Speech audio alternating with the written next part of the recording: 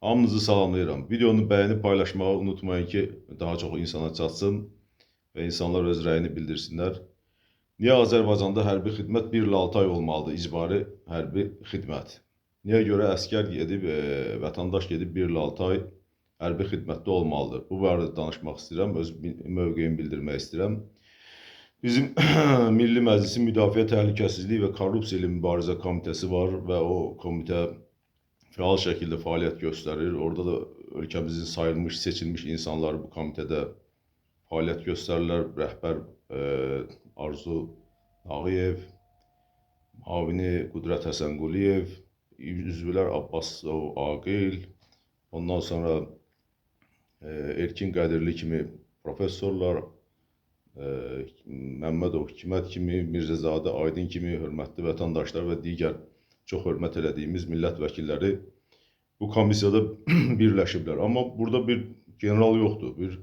Bu komissiyada ən azından Türklər bilir kişi deyir də, buna mütəxəssis. Yəni hərbi xidmətin bütün mərhələlərini keçmiş zabitlərimiz, hərbi xidmətin bütün çətinliklərlə üzləşmiş adamlarımız yoxdur. Məsələ deyək ki, mən 14 yaşımdan Naxçıvanski adına hərbi liseyə girmişəm və gəlib 50 yaş civarında oradan təxris olmuşam. Yəni bu cür ordunun bütün mərhələlərini, bütün çətinliklərini, bütün nüanslarını görmüş və qiymətləndirə bilən adam yoxdur.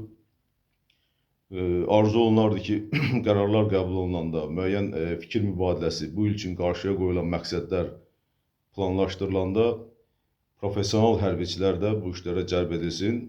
Baxmayaraq ki, sədr özü professionaldır, amma ki, yəni hər sahənin öz mütəxəssisi var, öz bilir kişisi var.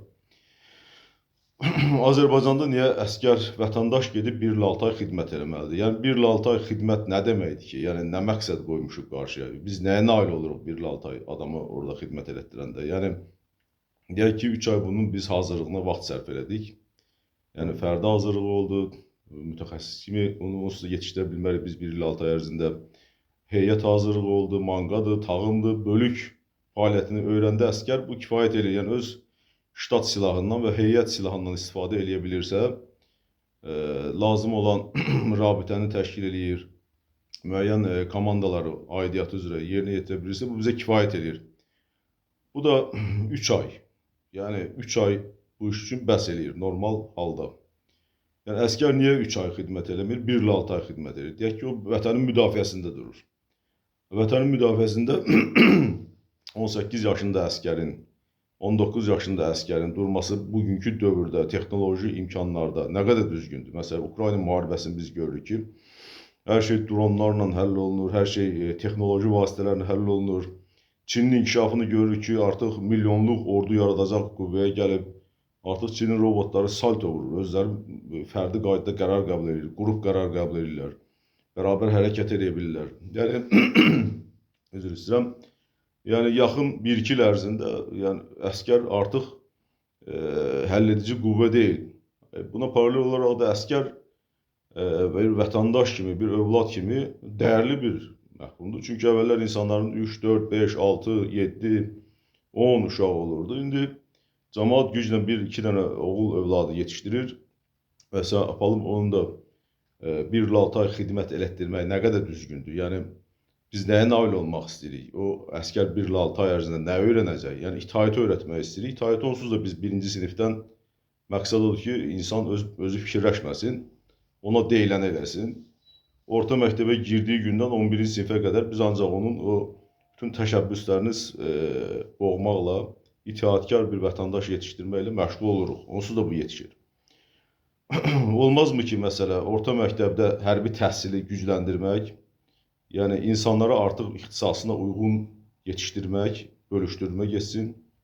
Məsələn, son 3 sinifdə deyək ki, 9, 10, 11 adam əskər kimi yetişməyə başlasın, bilik cəhətdən, gəlib 3 ayda xidmətini eləsin, çıxsın, geçsin evinə.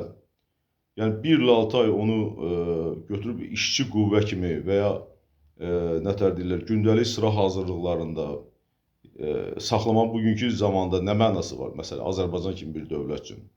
Bizim dövlət iqtisadi cəhətdən də inkişafa gedir, siyasi cəhətdən də inkişaf edir, beynəlxalq mühitdə də söz sahibidir. Bunlar bizi sevindirən hallardır. Amma ki, məsələn, sabah bir müharibə eləyəcəksə, qonşularımızı nəzərə alaq, Rusiya ilə İrana qarşı, yəni biz o gənc əsgərlərlə gedib döyüşə bilməyəcəyik. Onu bir mənalı olaraq. Yəni döyüşəsi olsaq belə, əgər müharibə halı olarsa, səfərbərliyin başqa formaları var. Yəni bəzi dövlətlərdə məsələn səfərbərlik cari səfərbərlikdir, hansı ki qanun üzrə bizdə 18 yaşda adam əsgərliyə gedir. Digər səfərbərlik qismi səfərbərlikdir, hansı ki qismən səfərbərlik olur. Ehtiyaca görə 100 min, 50 min, 200 min nə qədər adam lazımsa əlavə. Biri var tam səfərbərlik, yəni səfərbərlik yaşına çatan, səfərbərlik yaşında olan bütün vətəndaşlar cəlb olunur hərbi xidmətə. Axırıncı səfərbərliyin növü də bir çox dövlətlərdə belədir, vətən müharibəsidir. Yəni qadınlı, kişili, hamı əli silah tutan bilənlər müharibəyə cəlb olunur və müvafiq qaydada döyüşə aparılır, vətənin müdafiəsi işinə cəlb olunur. Yəni bunları bu cür formalaşdırmaq olmazmı ki bizdə də? Yəni əgər böyük düşmənlərə qarşı böyük qüvvələr bizə hücum eləyərsə, onsuz da vətən müharibəsi olacaq. Vətən müharibəsində də yəni deyirəm tam səfərbərlik olur da. Yəni bütün qadın, kişi, əli silah tutan, yeriyə bilən hər kəs müharibəyə cəlb olunur və vətənin müdafiəsi təşkil olunur. Amma kiçik dövlətlər deyək, Gürcüstan kimi, nə bilim, Türkmənistan kimi və ya Ermənistan kimi bunlara qarşı müharibə eləyəcəksə, yenə də biz professional ordumuzla eləməliyik. Çünki bugünkü dövrün tələbləri, silahların, texnikaların mürəkkəbliyi, üstəlik müharibə taktikasının dəyişməsi bunu tələb edir. Yenə də gənc əsgər bizə müharibədə yəni itki olar. Yəni əgər biz ona aparıb qarşıya qoysaq, ön xəttə qoyub döyüşə yeritsək, o böyük bir itki olar. Ki, yenə deyirəm, istənilən müharibə halında biz səfərbərlik eləməliyik. Olmazmı ki, məsələn, biz bu əskərlik müddətini 3 aya salaq, 3 ay olsun. Yəni, ali təhsil alan, almayan gəlsin 3 ay xidmət eləsin, 3 ay ərzində bütün hazırlıq növlərini keçsin. Yəni, 3 aylıq hazırlığın nəticəsində də geçsin evinə, öz işi ilə məşğul olsun, öz biznesini qursun, öz şəraitini qursun, vətənə iqtisadi kömək eləsin, vergilər versin və bu vergilərin sayəsində biz professional ordumuzu saxlayaq. Yəni, bugünkü dövr üçün hesab edirəm ki, 1 il 6 aylıq hərbi xidmət, bu mənim öz fikrimdir, yəni bu qədər xidmətdən sonra olan fikrimdir, həddindən artıq çoxdur. Yəni, hörmətli komissiya üzvlərini, komitə üzvlərini mən xahiş edirəm bu fikrə bir reaksiya versinlər. Yəni, hərbi xidmətin müddətini 3 aya salmaq təklif edirəm. Çünki bu, yəni, mən fikrimi ayrıca da komissiya qarşısında da müdafiə eləməyə hazıram. Bu qədər uzun müddətdə əskərin, vətəndaşın hərbi xidmətə cəlb edilib saxlanılması özünü doğrultmur müasir zamanda. Yenə deyirəm, əgər biz böyük dövlətlərlə döyüşəcəksə, bunun artıq səfərbərliyin başqa formaları olacaq. Yox, kiçik dövlətlərlə döyüşəcəksə, burada sırf professional ordumuz döyüşəcək. Çünki zaman günlə, ayla, illə dəyişir. Hər şey dəyişir. Şərtlər dəyişir. Yaxında döyüş meydanında artıq biz əskər görməyəcəyik. Texnologiyaların döyüşü olacaq. Müasir süni intellekti, üzən, uçan, suyun altından hərəkət edən, yerin üstünə hərəkət edən, 2 ayaqlı, 4 ayaqlı, təkərli və ya müxtəlif qarışıq tipli texnikalarla qarşılaşacağıq. Və burada artıq əskər faktoru axırıncı plana düşür. Burada hazırlıqlı, yüksək səviyyəli mütəxəssislər lazımdır. Onun üçün də xahiş edirəm bu zamana uyğunlaşmaq baxımından bizim komitəmiz bu fikrimi qiymətləndirsin. Bir vətəndaş kimi lazımsa bizim də fikrimizi alsın. Yəni bu qədər böyük elmi potensialı olan, bu qədər böyük idarəçilik potensialı olan insanlar yığılıb orada. Və biz onlara həmişə kömək eləməyə hazırıq.